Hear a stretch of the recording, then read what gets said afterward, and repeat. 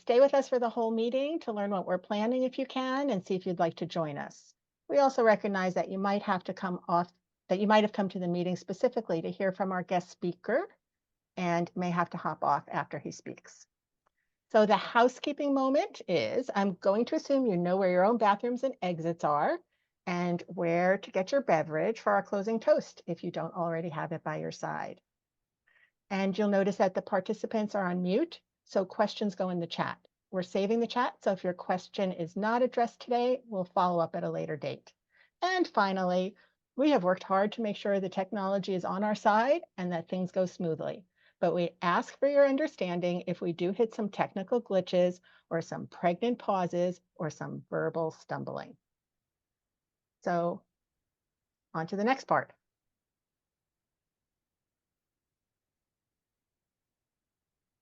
Okay, so hopefully you can see this. This is just a quick look at what we're going to be doing today. Our guest speaker is obviously Drew Kromer. And after that, we're going to talk about some committees and roles that we want to do and some upcoming events and our closing toast, which will be done by Tisa. Okay, Tisa, it's up to you. All right, Drew, I'm hoping we can see you.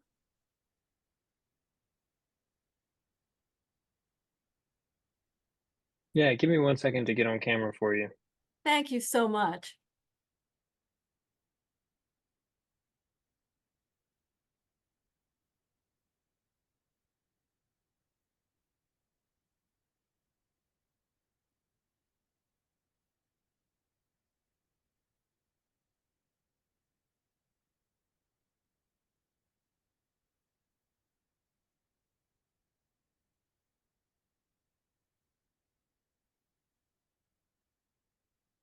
There.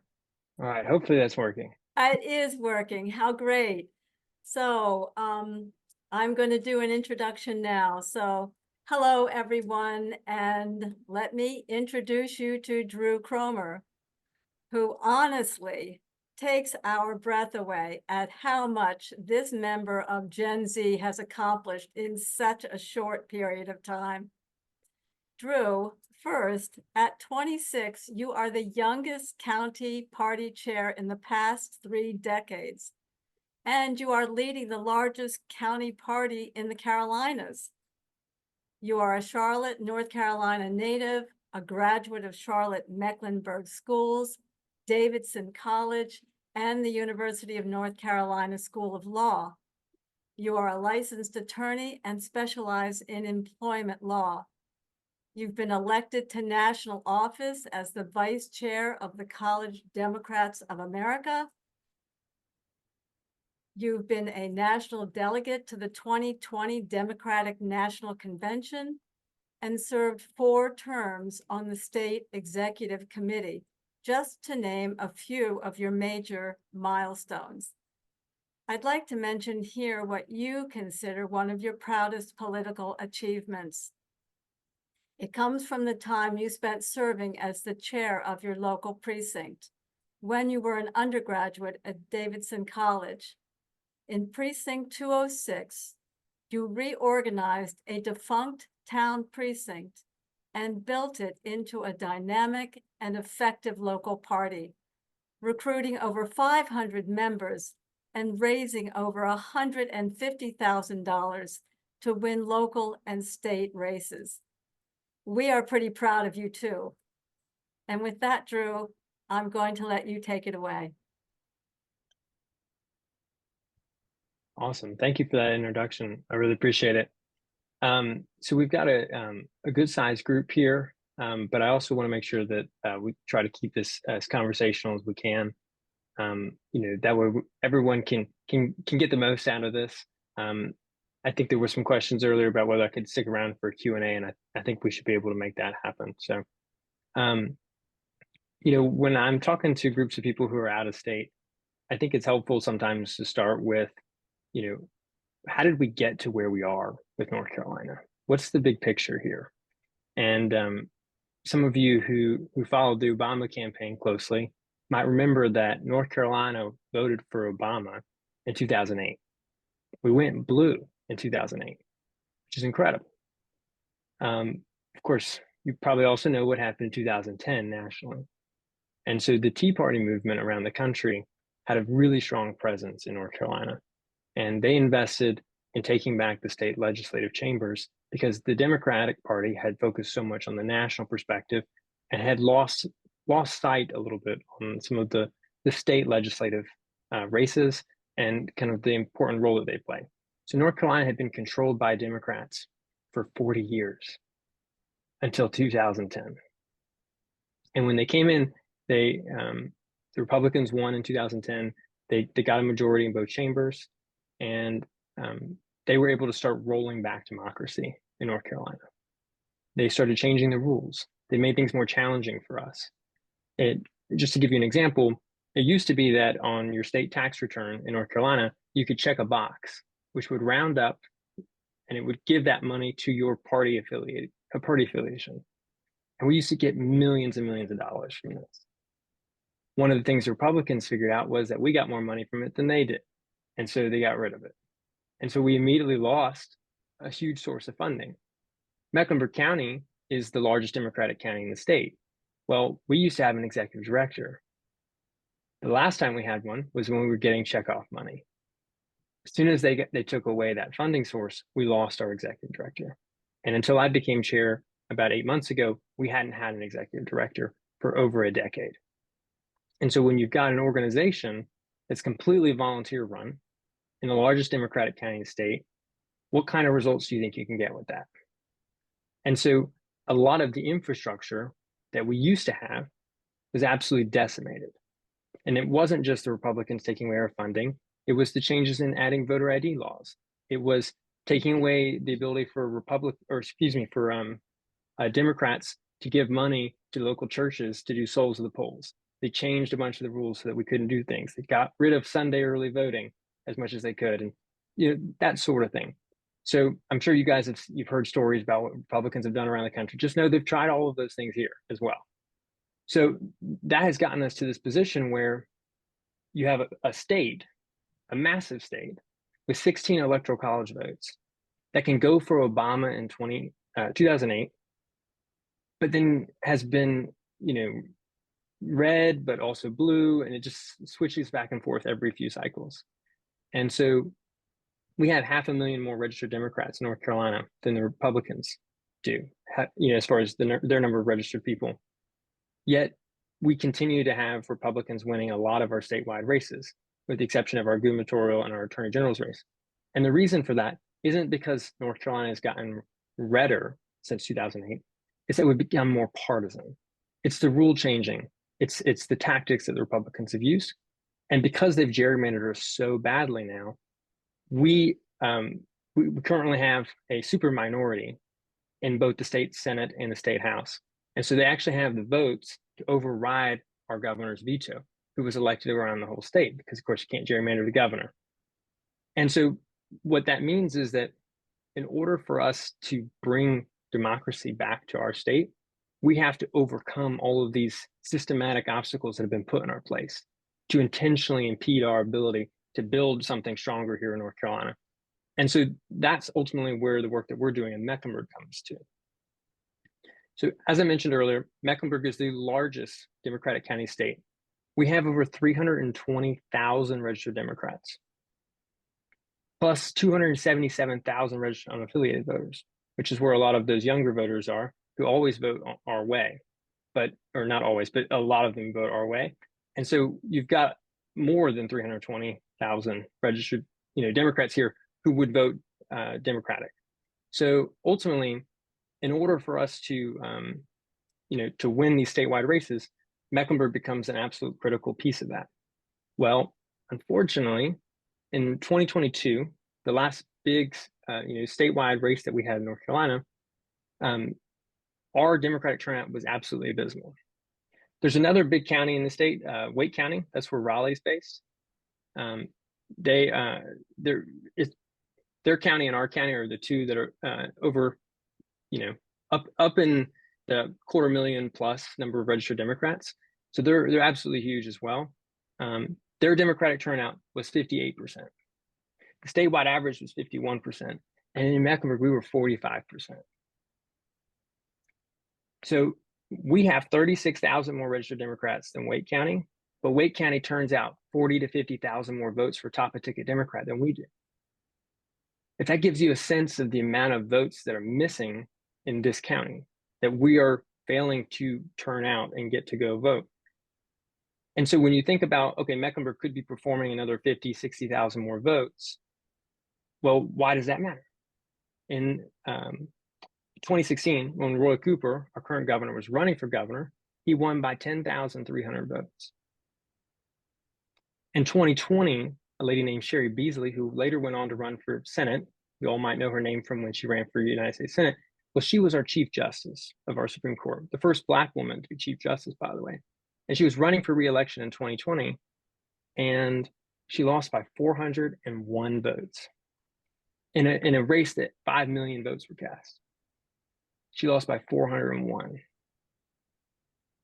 So if you talk about Mecklenburg's ability to add another 40, 50, 60,000 votes at the top to run up that scoreboard for those statewide races, you suddenly change the dynamics in a really big way. I also mentioned earlier that we have a super majority. The Republicans have a super majority in the state house. Well, that's a super majority by 1 seat. And we have 2 seats that are currently held by Republicans in Mecklenburg County, including one that was formerly a Democrat until she decided to change parties back in April. So Trisha Cotham, you might have heard the name, who I actually volunteered for when I was in high school. Small world here. But basically, we have an opportunity to not only run up the scoreboard in Meck, we have an opportunity to take those 2 state house seats and to break the Republican supermajority. So when we run up that scoreboard and we get a Democratic governor elected in this next cycle, we can make sure that they actually have the power to veto legislation. So then the Republicans have to come to the table and negotiate on stuff like teacher funding and what they're going to do about Medicaid. They're going to have to come and talk to us because we're going to be able to veto their bad bills. So all of that, that's kind of the objective. That's what we want to accomplish here in Meck. But how do you do that, right? How do you actually talk to 320,000 registered Democrats? How do you get them to turn out when maybe they haven't turned out as much before? Well, you look at the problem. And in Mecklenburg, part of our problem is that we win almost all of our local races. So if you win all your city council, you're winning all your county commission, you're winning all your school board races, where are those races to get people excited and energized? Where are those local campaigns, they're fighting with Republicans in the general election to even just remind people to go vote and to drive enthusiasm? We don't have that. And so the party has to help create a lot of that. And we can do that by talking to people about what's at stake and why it's so important for them to go vote in these elections. So we have a unique opportunity in Mecklenburg, because if we can get those 40, 50, 60,000 more people to go vote, we can change our state.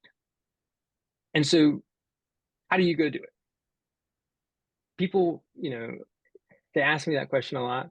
I think a lot of people, you guys are super political. So, I'll say to you all that a lot of people expect that there's some secret strategy where we're going to sneak up behind Republicans and like pull a hood over their head and like they don't see it coming, woo, and it's some magical thing. But that's just not how that works. We win by doing the work and working harder than the other side. We knock on more doors, we make more phone calls, we send more postcards, we do more voter contact. It is that simple. We have to do more work than them. We have to talk to more people. We have to tell them what it is that Democrats are going to do for them. And we have to help them understand why their vote matters. It's really not rocket science. Unless you have 320,000 Democrats. And then it gets a little bit more complicated because now you have to figure out how do you do that at scale? Well, you need 10,000 volunteers.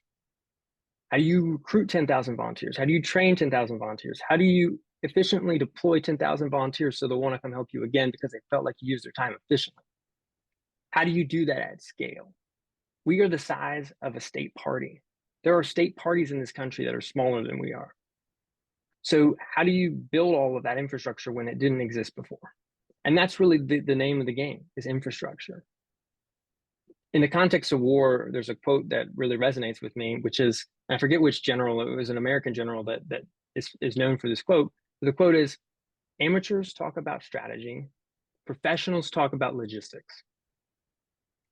So what are the logistics? How do you make all these pieces come together? How do you get the right teams of people working together? How do you ensure that you have the right software in place? How do you ensure it's user friendly? How do you ensure that your targeting is good? You bring all the right people in. And my technique for doing this has been to professionalize the party and hire full-time staff. So I mentioned earlier that the party hadn't had an executive director in over a decade. So with the help of some of our out-of-state partners, we were actually able to fundraise enough initial funding to hire one of the most talented politicals in the entire state. And she's now our executive director. And we've been able to take that and continue to expand it. And now we have 4 full-time staff. And we're going to continue to expand our team as we go into the presidential election, as we're able to continue fundraising and building out a whole team. But I'm really excited that we crossed the threshold. This will all be public knowledge in a couple of days when our report goes out. So I can say it here, but we were really excited to have raised over $500,000. This is a county party that used to raise $40,000 in a year. And so for us to be able to raise $500,000 in 8 months has been a game changer for us. We have a new headquarters in the middle of the county. We're able to bring in new resources, professional staff, and we continue to grow our organization. We've also taken our county and broken it up into 22 smaller area groups, because as I said, we're the size of a state party, and every state has counties in it. So we basically needed to have smaller counties within ourselves. So we broke the county up into these 22 area groups, and we based it off of places where people already had a sense of identity. So they're all different sizes. If there's towns, then that's the area group. But maybe, let's say I grab somebody from Mecklenburg and I drop them in the middle of Ohio and say, they see someone else from North Carolina or from Charlotte because of a shirt they're wearing, say, oh, what part of Charlotte are you from? Whatever those answers are, those became our area groups, where people already felt ownership and where they were already going to want to do the work to increase turnout in their area, because it's the place where they already identify as being from. And so we tried to build something that was more organic, and we put people in place that we thought would be good leaders of each of these groups, and we just told them to put on social events, build community. There was a study a few months ago that said 40 million American adults experience chronic loneliness. The Democratic Party has an opportunity to fix multiple problems at the same time and to fill a need that a lot of people have to get to build community and work together. And that's one of the things that I saw that was really, really powerful in the group that we built in Davidson when I was an undergrad, was our ability to build social connections to one another. Not unlike what you guys have done. You all come together, and it's not the work that necessarily gets you to come back over and over, it's the group of people, because you love working with each other. And so we're trying to build that across our county, even when we've got 320-some thousand people that are Democrats. So we try to build those smaller communities and get them to work together. And so some of our out-of-state partners have been absolutely incredible in that they've been phone banking for us, because you can call through your computer, you use our phone number, it's all of our list, you just hit call, boom, you're calling someone in Mecklenburg that shows up as a local number, and they're just inviting them to come and hang out and come to a social event. And so they come and engage with us. We're not asking them to volunteer, we're not asking them for money, we're inviting them to a party, literally and figuratively. And then they build connections with each other. And when it's time for us to actually go recruit volunteers to do poll greeting and to do canvassing and to do phone banking themselves, guess what group of people that we call? Everyone who's come to our events. And it becomes an easy on-ramp to getting engaged and getting involved in political work. And it has been wildly successful. We've brought in hundreds of new people. I think it was 700 plus new people that we were able to bring in through these methods. And the great thing is it's not transactional. We're building political community, and that political community is getting out there and actually doing the work to help us get Democrats elected. And so I'll end by saying that, we wanted to kind of test this out. We didn't want to be, doing as much of this, on game day 2024, because, it would be really bad if we mess it up. We gotta really nail this one. And so we tested it out in the last election, in our municipal election in 2023. But I'd only been chair for a few weeks when candidate filing was happening. So we decided to just pick one municipality, and we were going to recruit a bunch of great candidates to run. and then we were going to back them. We were going to run a unified campaign. So we chose Huntersville. So most people know of Charlotte as the main municipality that's in Mecklenburg. All of Charlotte is in Mecklenburg. We actually have 6 other municipalities that are in Mecklenburg, including Huntersville, which is actually the 15th largest municipality in the state, bigger than Chapel Hill. It's 2/3 the size of Asheville. You know, if those reference points mean anything to you guys, you know, it's a very large group. It's 65,000 people that live in that town. And so we decided to run a real turnout operation there. And we were able to take Democratic turnout in these municipal elections, which is typically around 17%.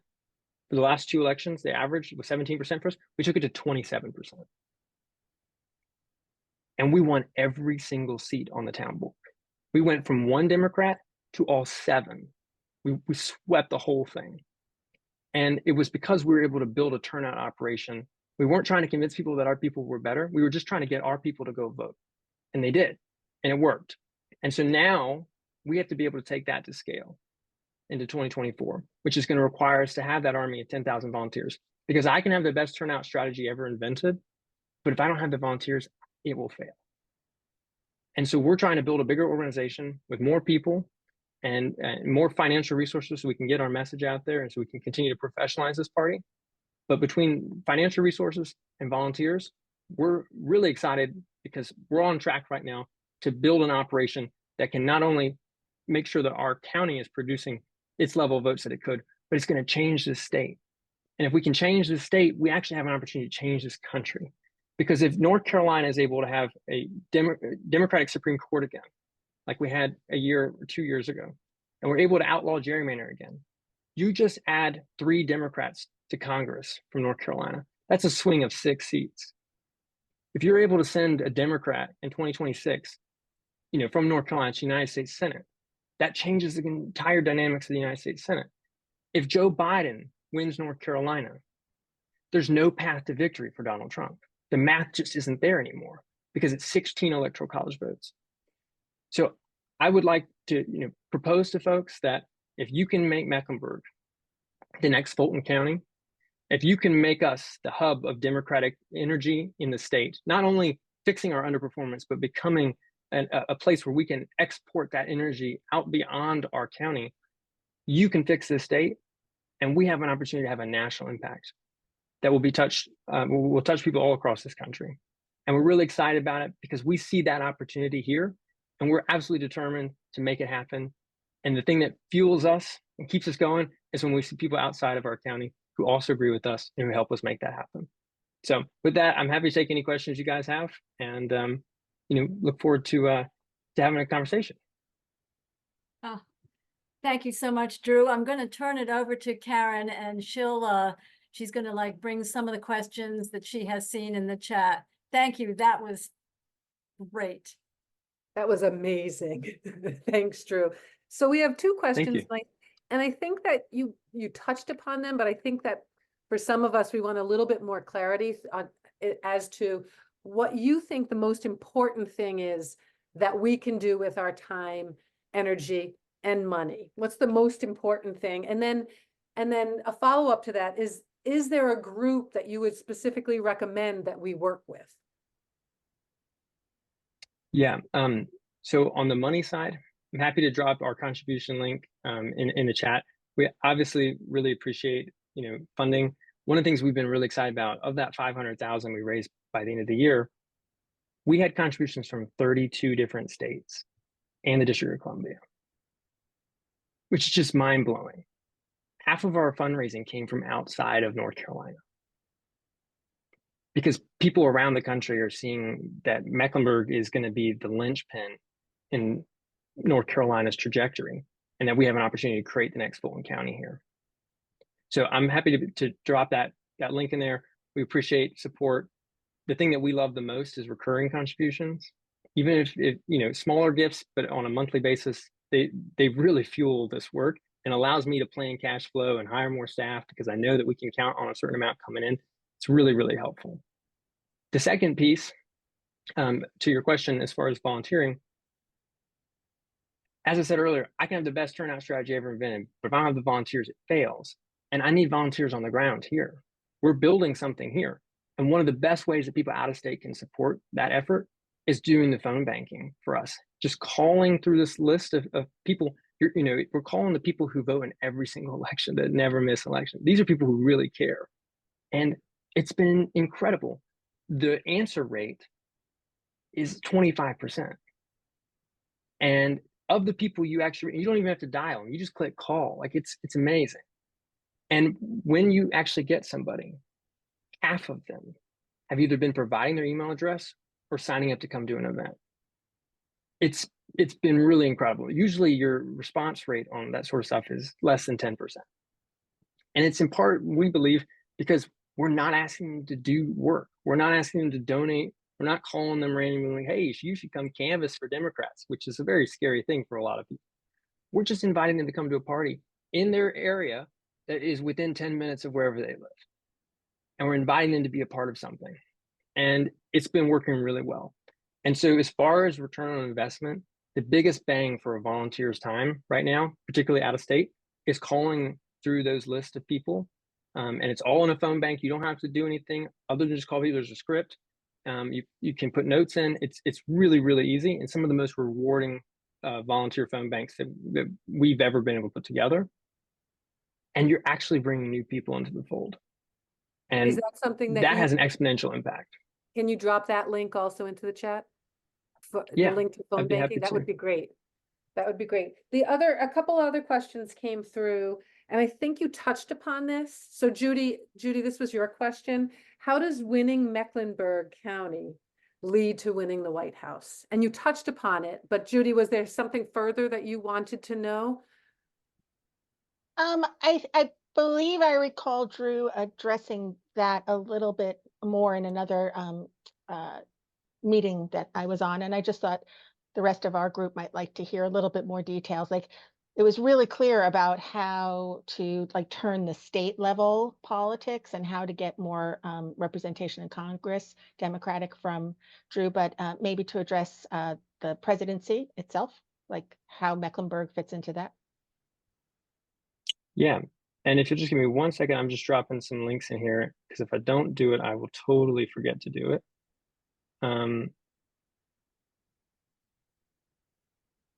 All right, so I have put in the chat, the first one is our donation link. The second one is a Sunday phone bank that is run by one of our partner organizations, All In for North Carolina. They are absolutely incredible. We owe them so much. We would not have won Honors Vote without them. I mean, it just would not have happened. I mean, they helped get 20,000 letters written or postcards written. And then we did, another group in California did 3,000 handwritten letters in Huntersville for us. But All In for North Carolina had 287 phone bankers for us last year. They had, in partnership with Swing Blue, they had 250 people writing postcards for us. So just absolutely incredible. It's been amazing to just feel the love and people wrapping their arms around us and taking care of us and helping us make this happen. So they do a phone bank. Right now, it's about to start back up. It's every Sunday for 2 hours. It's all on Zoom, but then you have the phone bank pulled up at the same time. So there's actually a group of people that you can jump back into the Zoom and ask questions to, and they all come together at the beginning and in the middle and then at the end. So it's a lot of fun. Then they know kind of how they're performing as a group. And then the third link that I've dropped in there is just our general volunteer link that people can sign up. And that comes directly to us and Meck instead of the Sunday phone bank thing, which will go to our partner organization, All In for North Carolina, which I think Karen, you had asked me what groups work the best to partner with. I would say All In for North Carolina, because they've really mastered this question of how do out-of-state partners maximize their time and their ability to actually move the needle. And they work very closely with our staff, and we've already got a whole process in place, and it's really awesome. And then as far as the next question about kind of the presidential stuff here, and if I'm missing the piece that you recall from the other meeting that you went to, just if you can prime me a little bit, and if I don't say what you were looking for, but ultimately, I think we have an opportunity here to deliver 16 electoral college votes from North Carolina. As I said, the math to get to 270 becomes really challenging for Donald Trump if he suddenly loses 16 and they go to the other side. And I think, you know, as far as our ability to deliver that, you know, North Carolina was the closest state that Donald Trump won. And he won by 75,000 votes. So if Mecklenburg produces another 50 to 60,000 votes, you just put North Carolina in play in a really, really big way.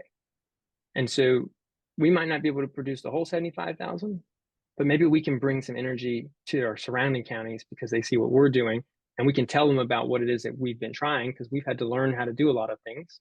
And if we're exporting those skills and those resources to the other counties, hopefully they can come up with the other 15,000 votes. The other piece of this equation is, you know, we can be working on turnout efforts here in Mecklenburg and around North Carolina. That's one of the things the party does really well. But the other piece is also registering more voters. Now, the party doesn't typically do that because it makes more sense for it to be done by the nonprofits, the 501c3s. They can do it with tax-free money, and they're really good at it. They have whole operations that register tens of thousands of people, and they target certain groups. And so, you know, I've been really excited to see that the All In for North Carolina group has set a goal to raise $500,000 to do voter registration in Mecklenburg County, because all the voter registration groups used to do their voter registration outside of Mecklenburg. Well, if we give them the funding and we say, but you can only spend it in Mecklenburg, guess where they're going to do the voter registration? And we currently are projecting there's about 82,000 people in Mecklenburg that we think we could register with 501c3 money. And that's predominantly going to be low income, Black and brown potential voters. And so we feel comfortable that if we can get 40,000 people registered, that we can get another 10,000 votes out of that. And so if you keep adding, you know, more numbers on the board, eventually you're going to get to the point where we can overcome some of these advantages that the Republicans have built for themselves. And so all of that comes together to hopefully paint a picture of a huge opportunity here to not only fix Meck, but to fix North Carolina and to have a national impact. You know, the vice president has come to Charlotte 4 times in the last few months. I got to meet her at the airport last week, which was really quite an experience. The president is in Raleigh right now as we speak.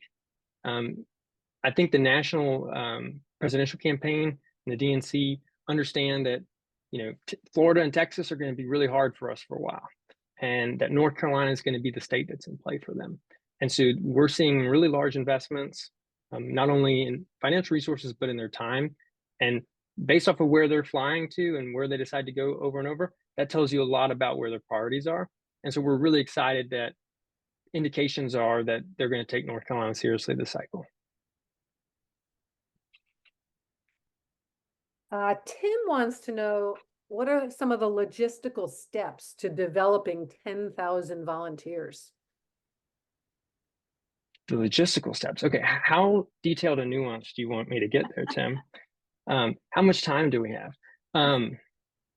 So I think the first step is getting people interested, and even just knowing that there's a Democratic Party in their area. I mean, I think a lot of people, and I might even say myself, when I was younger, I just assumed that there was a strong behemoth of an organization that anytime the Republicans did something crazy, oh, but the Democratic Party, like, they'll take care of it. You know, they've got this. But the sad reality is that that didn't exist here. There's a phrase like a Potcom village. I don't know if that rings a bell for people. It's like when Catherine the Great was touring Russia, they would build these fake facade villages to you know, seem as if something was there that wasn't, to give her that impression. And in many ways, the Mecklenburg County Democratic Party was a Potcom village for a long time, right? We did all the bureaucratic stuff for the party structure, but we weren't really turning out you know, voters. We weren't really building something, which is why I decided that I needed to step in and try to push the organization in a more useful direction. And so a lot of what we're having to do now is overcome some of that culture of, well, we're just going to do the bureaucratic stuff for the party versus like, let's go do this work. And we've seen a lot of progress and change in that direction. But if you're going to try to recruit 10,000 new volunteers, you have to help them first see that there is a strong party here and that the strong party is using people's time efficiently. And then the next step is figuring out what people want to do and having buckets that you can put folks in to use their time efficiently. We've got an organizing director who spends a lot of time creating phone banks and creating canvassing turfs, as we call them, so that we can use people's time as efficiently as possible, and that we know we're sending them to either phone bank or knock on doors in places that are the biggest bang for the buck. And so you're building the logistical pieces to ensure that you have that efficient operation. As far as I'm concerned, there's two things that motivate volunteers. The first is social. It's that community feel, it's that connection, as we were talking about earlier. And so we've put a lot of time into building out these area groups and having them put on monthly social events. They do all sorts of crazy things. Like there's an event tomorrow night in our Ballantyne area, which is I think 6 of our 195 precincts. And they've got all the elected officials coming to sing karaoke. And so people are coming to listen to their elected officials do karaoke.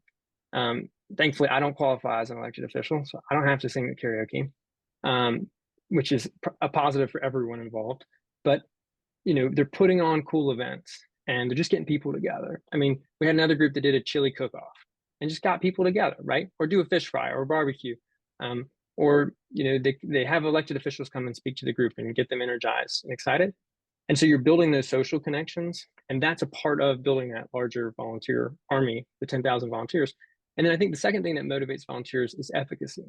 Did you use their time efficiently? Was it effective? Did they move the needle? Do they feel like their work was successful?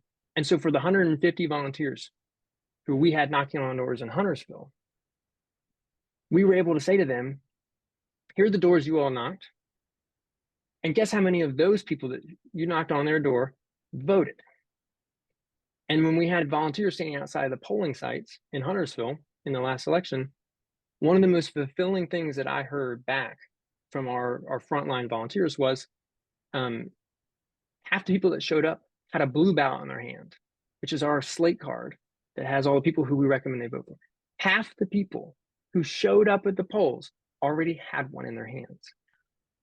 That there was one day in particular during early voting where 8 out of every 10 people showed up with one in their hands, because we keep track of these things. We were handing them out to people, but when half show up with one already, that is incredible. And when we looked at the data from early voting, normally Democrats have about a 20 or 30% increase over the Republicans in early voting. So our people tend to vote more early, right? About 20 to 30% more. In Huntersville, it was 100%. We had double the number of people early voting than they did. And it was a direct result of the volunteer work. And so when we're able to go back to our volunteers and say, look, you knocked on doors, you did all these things, and look at what you accomplished. Look at what you were able to do. These people voted. And then we always hold back a control group so that we can kind of analyze the data later, because I'm a total nerd if you haven't figured that out yet. And when we can see the difference, the delta from the effort, we're able to talk about it, and it motivates our people. And so when we're talking about the logistics of all of this, to get back to your question, you have to build a system in which you can do all of that work, but you're also keeping track of the data, and you're able to manage all of that in real time so that you can have the efficacy that the volunteers are ultimately looking for. And so when you can build all of these pieces, and you can build a large intake funnel for lots of people to be getting involved, and you have sub leaders throughout the entire county who are putting on events and who are doing things without me having to be involved in it, because they have, you know, that authority has been delegated out to them. When you build that, you build a behemoth, a juggernaut, if you will, of a party that can actually turn out the vote in a really big way. But it takes a lot of these smaller pieces. It takes caring about the data. It takes making sure that when people sign up, that they're ending up on the right email list, and that they don't have issues, and that, you know, they don't have to submit the form 3 times to, you know, get it to do whatever it is that they're trying to do. It's those little things. It's making sure that when people show up at our social events, every single event, we have a team of people who go out with a sound system and a microphone. Because the last thing I want is for someone to come to one of those events and not be able to hear. So we care about those little details, because those details decide what the experience is like for our people. And so when we talk about logistics, we're talking about the details. It's all the stuff. It's not sexy, but it makes all the difference. And so there's a ton of little pieces there that all come together to make this all happen. Thank you so much, Drew. And I really appreciate all of the time that you have taken and spent with us today. It's been really invaluable. And I think I can speak for all of us. Onward to North Carolina. Thank you. I really appreciate you guys, and thank you for the encouragement. We would absolutely love to see some of you all on our phone banks. We would love your support financially, whatever you see fit. Please help us out. We're building something here in Mecklenburg, and we would love for you guys to be a part of what we're building. Thank you. Thank you. Thank you. Thank you. We'll see you all later. Thank you, everyone, for having me. Bye-bye.